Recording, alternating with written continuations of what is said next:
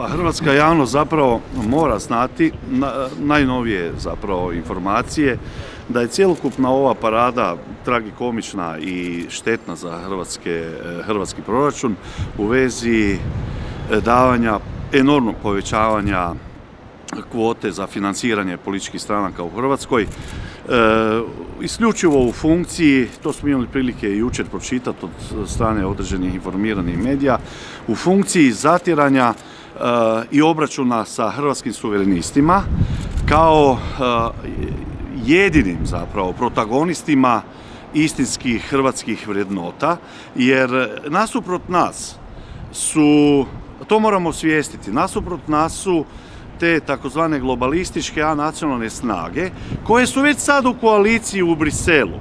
Znači, mi imamo na predstojećim izborima samo dvije mogućnosti.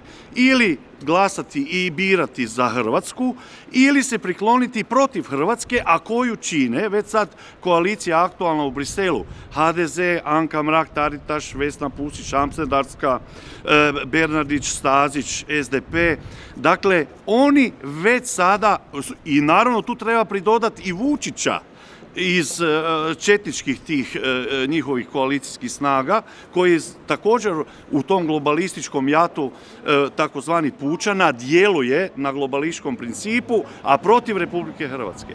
I mi smo sada u prilici da konačno to osvijestimo hrvatskom narodu, jer nije nama sporno što Plenković kao eksponent te sluganske politike politički djeluje protiv hrvatskih suverenista. To je legitimno i to je prihvatljivo, ali je apsolutno neprihvatljivo da on zloupotrebljava svoju tu moć države, administracije, da utječe na javni servis medija kako bi nas na taj način, na jedan nelegalan, nemoralan, neetičan način zablokirao da imamo pristup javnosti. Zato mi poduzimamo i tribine, mi idemo, ne predajemo se, mi idemo po Hrvatskoj i svoj glas pješice praktično od kuće do kuće pronosimo i on daje rezultate. I zato se prije tjedan dana prvi put se Plenković javno oglasio i udarao najžešće po nama da smo bezveznjaci, budale, neznalice, da samo on zna spasiti Hrvatsku, a mi suverenisti naprotiv da ju hoćemo uništiti. To je jedna inverzija